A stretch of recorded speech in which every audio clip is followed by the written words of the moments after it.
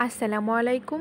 এই রেসিপিতে পাটিসাপটা পিঠা তৈরি করলে একটি পিঠাও প্যানে আটকে যাবে না বা ভাঁজ করতে গিয়ে ভেঙে যাবে না। যারা কখনোই পাটিসাপটা পিঠা তৈরি করেনি তারাও এরকম পারফেক্ট পাটিসাপটা পিঠা তৈরি করে নিতে পারবেন। আর একটি পিঠা কখনো নষ্ট হবে না বা প্যানে আটকেও যাবে না। আর এই পাটিসাপটা পিঠাটা বানানোর পরেও ৪ থেকে ৫ দিনের মতো কিন্তু নরম আর তুলতুলে থাকবে। মাত্র ১০ মিনিটে এই খিসা সহ পাটিসাপটা পিঠাটা তৈরি করে নিতে পারবেন। Welcome to my channel and 3i cook চ্যানেলে আপনাদের জন্য থাকছে সবচেয়ে সহজ রেসিপিগুলো। তাহলে চলুন দেখে নিই। পাটিসাপটা পিঠাটা তৈরি করার জন্য প্রথমে একটি বোলের মধ্যে নিয়ে নিচ্ছি ৩ কাপ চালের গুঁড়া। আমি এখানে ভেজা চালের গুঁড়া ব্যবহার করেছি, আপনারা চাইলে শুকনো চালের গুঁড়া ব্যবহার করতে পারবেন। ৩ কাপ চালের গুঁড়ার সাথে ১ কাপ ময়দা দিয়ে দিচ্ছি। এই ১ কাপ ময়দা দেওয়ার কারণে পাটিসাপটা পিঠাটা অনেক দিন পর্যন্ত নরম আর তুলতুলে থাকবে। আর এই পিঠাটা প্যানে ভাঁজ করতে নেওয়ার সময় একদমই কিন্তু ভেঙে যাবে না। ৩ কাপ চালের গুঁড়া ও ১ কাপ ময়দার জন্য দিয়ে দিচ্ছি ১ চামচ লবণ। এরপর 1/4 কাপ গুঁড়া দুধ দিয়ে দিচ্ছি। এটা অপশনাল, আপনারা চাইলে এটা স্কিপ করতে পারবেন, তবে গুঁড়া দুধটা দিলে এই পাটিসাপটা পিঠাটা খেতে একটু বেশি ভালো লাগবে। এরপর দিয়ে দিচ্ছি ১ কাপ গুড়। গুড়টাকে আমি খুব ভালো করে কুচি কুচি করে কেটে নিয়েছি।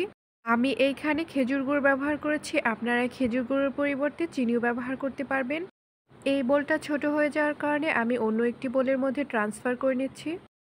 এরপর একটি হুইস্কের সাহায্যে সবগুলো উপকরণ খুব ভালো করে মিশিয়ে নেব। আপনাদের ঘরে যদি এরকম একটি হুইস্ক না থাকে তাহলে হাতের সাহায্যে খুব ভালো করে মেশাতে পারবেন।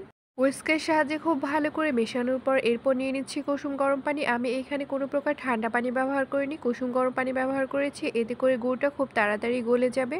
এরপর হুইস্কের সাহায্যে অল্প অল্প করে পানি দিয়ে খুব ভালো করে একটা বেটার তৈরি করে নিতে হবে। পানিটা একবারেই ব্যবহার করা যাবে না, অল্প অল্প করে দিয়ে এরপর বেটারটা তৈরি করে নিতে হবে।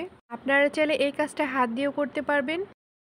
অল্প অল্প করে পানি দিয়ে একটা বেটার তৈরি করে নেওয়া হয়ে গেছে। এই বেটারটা কিন্তু একদম ঘনও না বা একদম পাতলাও না। এই বেটারটা তৈরি করতে আমার প্রায় ১.৫ মগের মতো পানি লেগেছে, আপনাদের হয়তো বা কম বেশি লাগতে পারে। তবে বেটারটা তৈরি করার সময় একদমই কিন্তু পানিটা একবারে দেওয়ার চেষ্টা করবেন না, অল্প অল্প করে দিয়ে তারপর বেটারটা তৈরি করার চেষ্টা করবেন। আর অবশ্যই ময়দা বা আটা ব্যবহার করার চেষ্টা করবেন, এতে করে একটি পিঠাও কিন্তু ভেঙে যাবে না। এরপর পাটিসাপটা পিঠার খিসা তৈরি করার জন্য চুলায় একটি প্যান বসিয়ে এরপর দুধ নিয়ে নিয়েছি। আমি এখানে ১ লিটারে একটু কম দুধ নিয়েছি। দুধটাকে এখন খুব ভালো করে ঘন করে জাল করে নেব। কিছুক্ষণ পরপর একটি স্প্যাচুলারের সাহায্যে এভাবে করে নাড়তে থাকবো, এতে করে তলানিতেও কিন্তু লেগে যাবে না। চুলার আঁচটা কিন্তু মিডিয়াম হিটে থাকবে। দুধটাকে খুব ভালো করে ঘন করে জাল করে নেওয়া হয়ে গেছে। এরপর ছোট্ট একটি বোলের মধ্যে অল্প পরিমাণ আমি দুধ তুলে রেখেছিলাম। এখন এই দুধের মধ্যে দিয়ে দিচ্ছি ৪ কাপ চালের গুঁড়া। এরপর চামচের সাহায্যে চালের গুঁড়াটাকে দুধের সাথে খুব ভালো করে মিশিয়ে নেব। খুব ভালো করে মেশানোর পর এরপর দিয়ে দিচ্ছি 1/4 কাপ সুজি। আপনারা চাইলে এই সুজিটা স্কিপ করতে পারবেন, তবে সুজিটা দিলে একটু বেশি ভালো লাগে খেতে। এরপর সুজিটা চামচের সাহায্যে খুব ভালো করে মিশিয়ে নিতে হবে। এরপর চুলার আঁচটা লো হিটে রেখে এই মিশ্রণটাকে দুধের মধ্যে এইভাবে করে দিয়ে দেব। এরপর স্প্যাচুলারের সাহায্যে এইভাবে করে অনবরত নাড়তে হবে, এতে করে একটুও কিন্তু জমাট বাঁধবে না। চুলার আঁচটা লো টু মিডিয়াম হিটে রেখে এই খিসাটাকে ঘন করে নিতে হবে। এর জন্য স্প্যাচুলারের সাহায্যে এইভাবে করে অনবরত নাড়তে হবে, এতে করে কিন্তু একদমই জমাট বাঁধবে না। খিসাটা অনবরত নাড়তে নাড়তে একটা পর্যায়ে দেখতে পারবেন যে এরকম ঘন হয়ে এসেছে। ঠিক এই মুহূর্তে দিয়ে দিচ্ছি 1/2 কাপ চিনি। আপনারা যদি মিষ্টিটা একটু বেশি খান তাহলে কিন্তু মিষ্টির পরিমাণ বাড়িয়ে দিতে পারবেন। এরপর স্প্যাচুলারের সাহায্যে চিনিটাকে মিশ্রণের সাথে খুব ভালো করে মিশিয়ে নেব। চুলার আঁচটা লো টু মিডিয়াম হিটে রেখে অনবরত নাড়তে থাকবো, না হলে কিন্তু তলানিতে লেগে যাবে। চুলার আঁচটা লো টু মিডিয়াম হিটে রেখে এই মিশ্রণটাকে ঘন করে নিতে হবে। অবশ্যই কিন্তু স্প্যাচুলারের সাহায্যে এভাবে করে অনবরত নাড়তে হবে। মিশ্রণটাকে অনবরত নাড়তে নাড়তে একটা পর্যায়ে দেখতে পারবেন যে এরকম ঘন হয়ে এসেছে। ঠিক এই মুহূর্তে চুলাটা অফ করে দেব। আর এই মিশ্রণটা ঠান্ডা হয়ে যাওয়ার পরে কিন্তু আরও টেনে আসবে। এরপর পাটিসাপটা পিঠাটা তৈরি করার জন্য চুলায় একটি প্যান বসিয়ে দিয়েছি। প্যানটাকে হালকা গরম করে নিয়ে এরপর একটি ব্রাশের সাহায্যে এভাবে করে অয়েল ব্রাশ করে দিচ্ছি। প্যানটাকে কিন্তু খুব বেশি গরম করে নেওয়া যাবে না, হালকা গরম করে নিয়ে এরপর ব্রাশ করে নিতে হবে। এরপর চুলার আঁচটা লো টু মিডিয়াম হিটে রেখে এভাবে করে 1.5 চামচ বেটার দিয়ে দিচ্ছি। বেটারটা দিয়ে দেওয়ার পর প্যানের হাতল ধরে এভাবে করে ঘুরিয়ে নেব, এতে করে রুটির মতো একটা গোল শেপ হবে। চুলার আঁচটা কিন্তু একদমই বাড়ানো যাবে না, লো টু মিডিয়াম হিটে রাখতে হবে। এরপর আবারও ঢাকনা দিয়ে দিচ্ছি। ঢাকনা দিয়ে দেওয়ার পর 1 মিনিটের মতো অপেক্ষা করব। 1 মিনিট পর ঢাকনাটা খুলে নিচ্ছি। যখন দেখতে পারবেন যে রুটিটা এরকম হয়ে এসেছে, ঠিক এই মুহূর্তে আমরা যে খিসা বা পুরটা তৈরি করেছিলাম সেটা চামচের সাহায্যে এইভাবে করে দিয়ে দেব। এরপর হাতার সাহায্যে এভাবে করে রুটিটাকে ফোল্ড করে নেব বা ভাঁজ করে নেব। পিঠাটাকে ভাঁজ করে নেওয়ার সময় এভাবে করে হাতের সাহায্যে আমি করে নিয়েছি। এতে করে খুবই সহজ হয়েছে, দেখতেই পাচ্ছেন।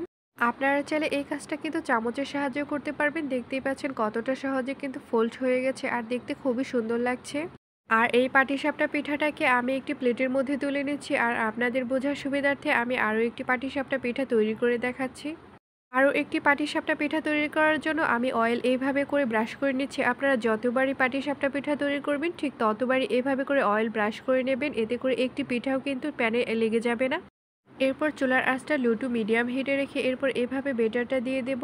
এরপরে যদি আপনাদের পিঠাটা ভেঙে যায় বা প্যানে আটকে যায় তাহলে অবশ্যই কিন্তু ময়দা বা আটার পরিমাণটা বাড়িয়ে নেবেন। এতে করে কিন্তু একটি পিঠাও আপনাদের প্যানে আটকে যাবে না বা ভেঙে যাবে না। এরপর হাতার সাহায্যে এভাবে ঘুরিয়ে গোল করে নেব। গোল করে নেওয়ার পর ঢাকনা দিয়ে দিচ্ছি। ঢাকনা দিয়ে ঘড়ি ধরে ১ মিনিটের মতো অপেক্ষা করব। যখন দেখতে পারবেন যে রুটিটা এরকম হয়ে এসেছে, ঠিক এই মুহূর্তে পুরটা এভাবে করে দিয়ে দেব। এরপর হাতার সাহায্যে এভাবে করে মুড়িয়ে বা ভাঁজ করে নেব। দেখতেই পাচ্ছেন ভাঁজ করে নেওয়াটা কতটা ইজি। আপনারা চাইলে এভাবে হাত দিয়েও করতে পারবেন। ভাঁজ করে নেওয়া হয়ে গেছে। দেখতেই পাচ্ছেন কতটা সহজে আমি ভাঁজ করে ফেললাম। এখন এই পাটিসাপটা পিঠাটাকেও প্যান থেকে নামিয়ে নেব। সবগুলো পাটিসাপটা পিঠা তৈরি করে নেওয়া হয়ে গেছে, দেখতেই পাচ্ছেন। আর পাটিসাপটা পিঠাগুলো ঠিক কতটা লোভনীয় হয়েছে। এখন আমি আপনাদেরকে একটি পাটিসাপটা একটু কেটে দেখাচ্ছি ভেতরটা ঠিক কেমন। পাটিসাপটার পিঠার ভিতরটা কিন্তু একদম পুড়ে ঠাসা। আর হ্যাঁ, যদি আমার এই রেসিপিতে আপনারা পাটিসাপটা পিঠা তৈরি করেন তাহলে কিন্তু একটি পিঠাও আর প্যানে আটকে যাবে না বা ভাঁজ করতে গিয়ে ভেঙে যাবে না। আর হ্যাঁ, যদি আমার এই রেসিপিটি আপনাদের ভালো লাগে তাহলে অবশ্যই লাইক, কমেন্ট এবং শেয়ার করবেন। ইউটিউব থেকে দেখে থাকলে সাবস্ক্রাইব করবেন আর ফেসবুক পেজ থেকে দেখে থাকলে ফলো করবেন। আর আমার এই ভিডিওটি দেখার জন্য আপনাদের সবাইকে অনেক অনেক ধন্যবাদ। আল্লাহ হাফেজ।